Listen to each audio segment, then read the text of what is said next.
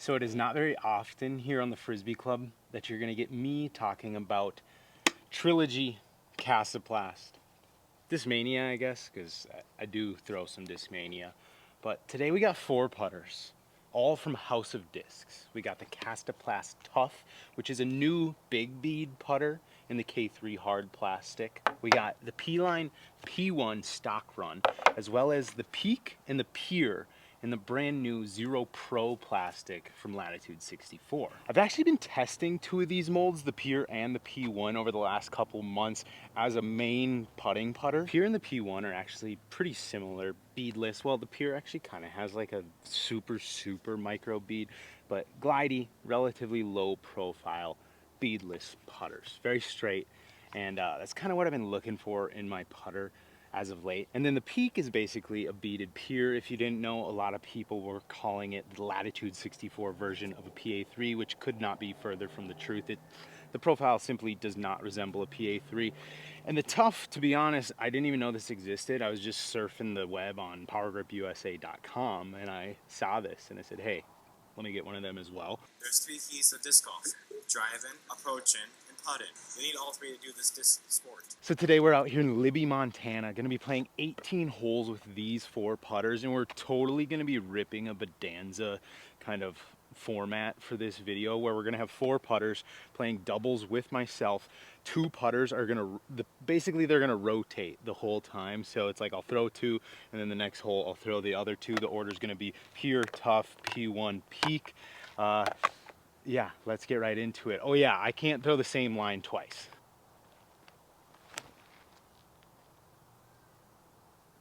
This is like 147 feet, guys.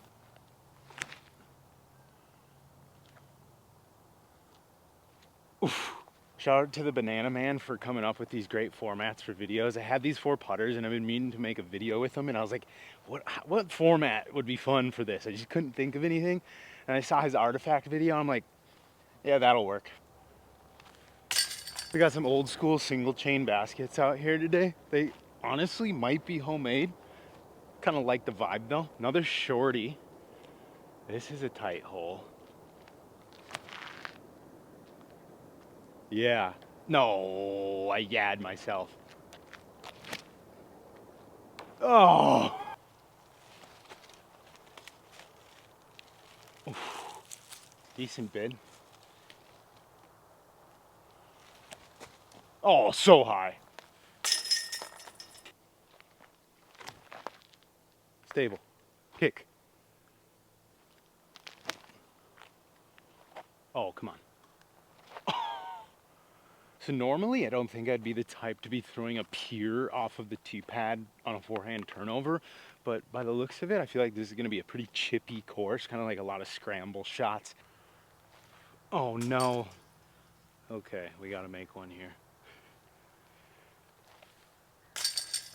Be honest, not gonna rust off, but the putt's still feeling just wonky.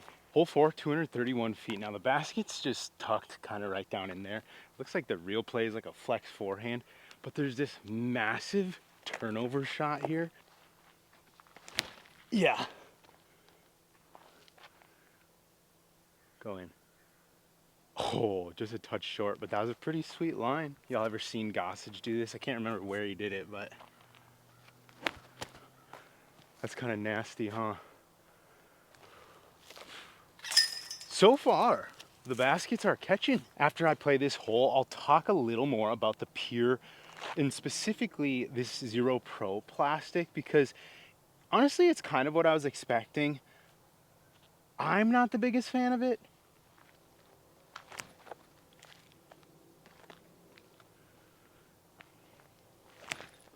Oh gosh, yank job.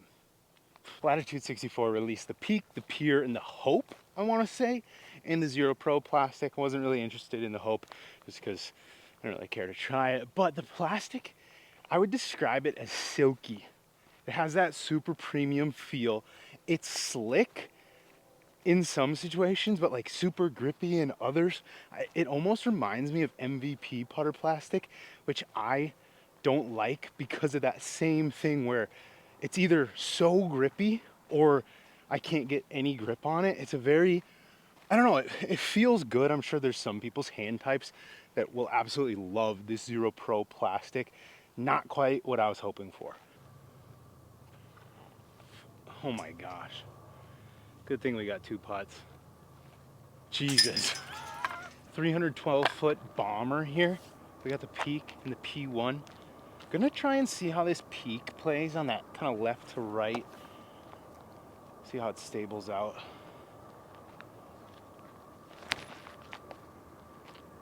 Or how it flies straight into a tree.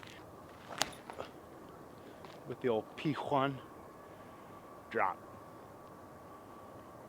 While we walk, let's talk a little bit about the tough. Kind of a big bead.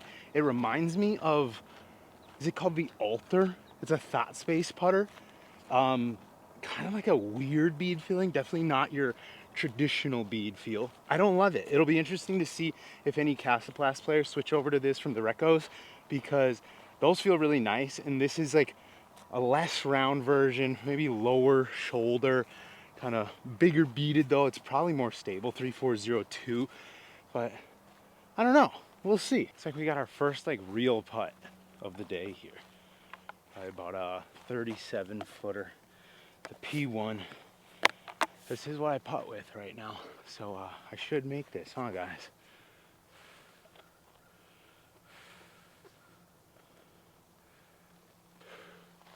Yep. Come on.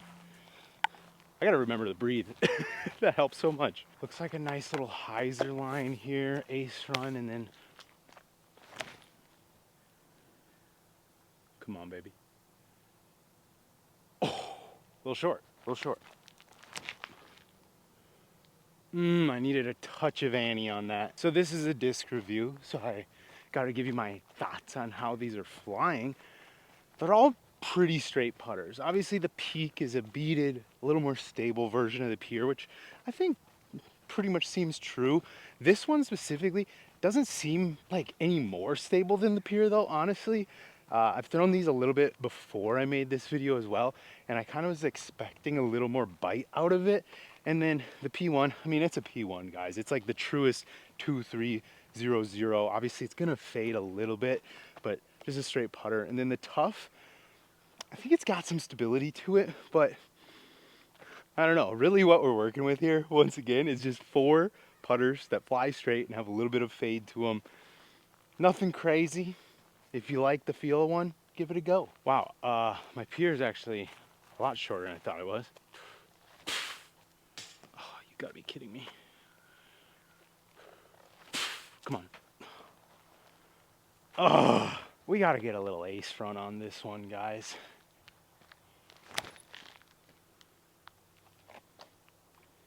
Okay, well that should bird. Oh, it might be, yeah.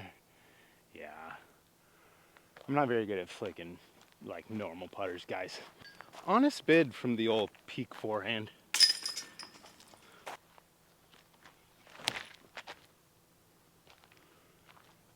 Little fade. Okay, well that should birdie. Big turnover.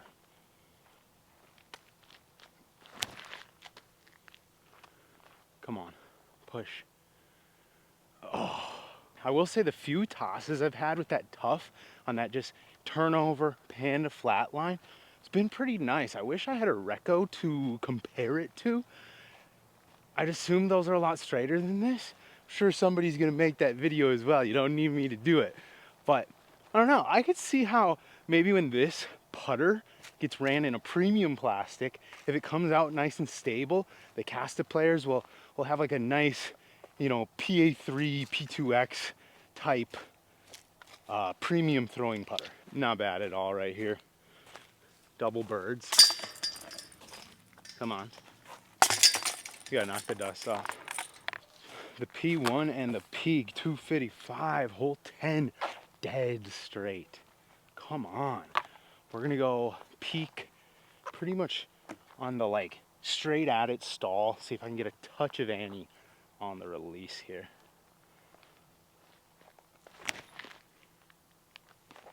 See, that just flies like a Pier to me. I feel like the Peak should have a little more fade at the end. Also, I'm in Montana, so you'd think it would even have a a little more fade.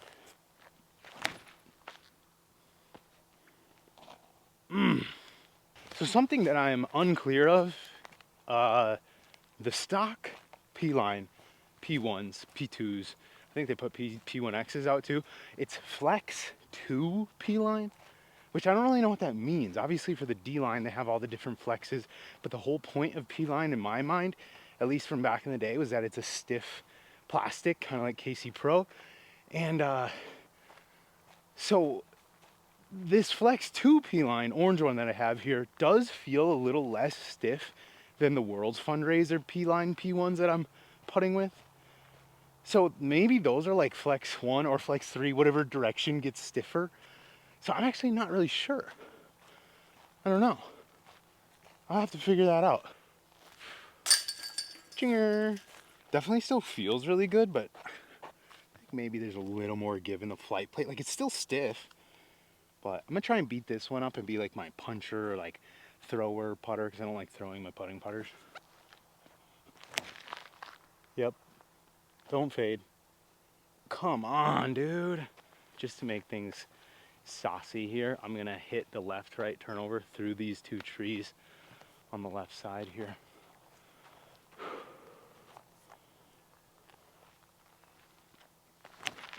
Or all the way over there, that works too. Go in the hole.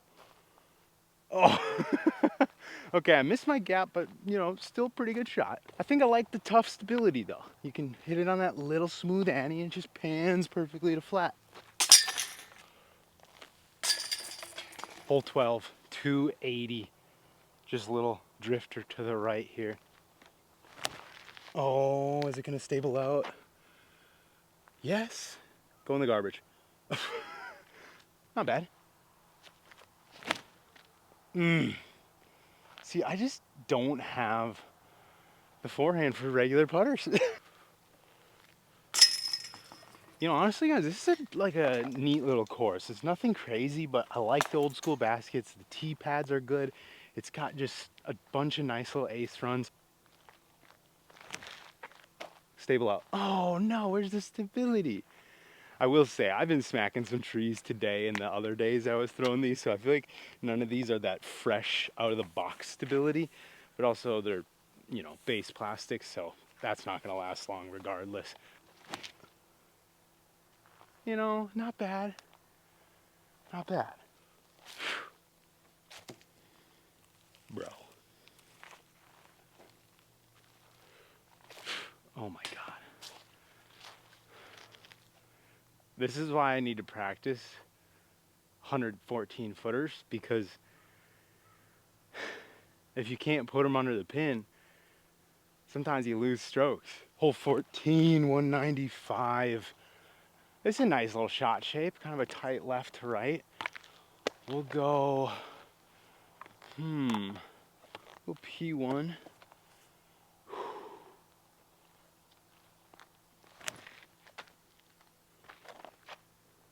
Get clean and it should be close enough. Okay, we babied it.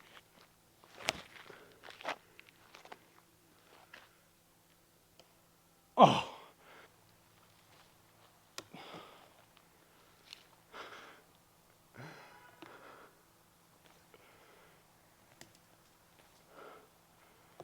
All right. Oh, okay, that should birdie. Go in. Oh.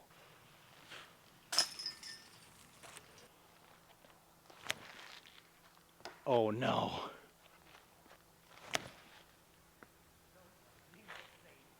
Okay, sit. All right, we can make that putt. Come on.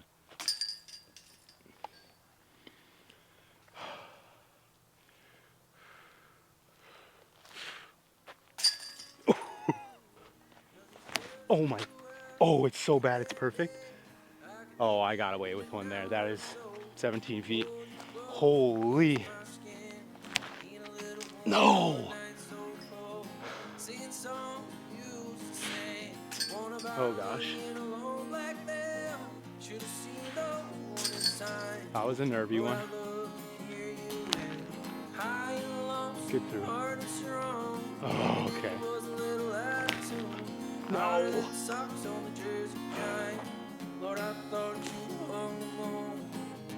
Oh.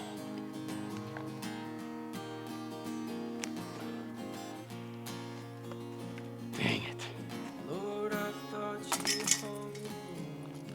Creator of Frisbee Club, motherfuckers. The man, the myth. And right here, I have a frisbee bag. It holds all my frisbees, the ones I like.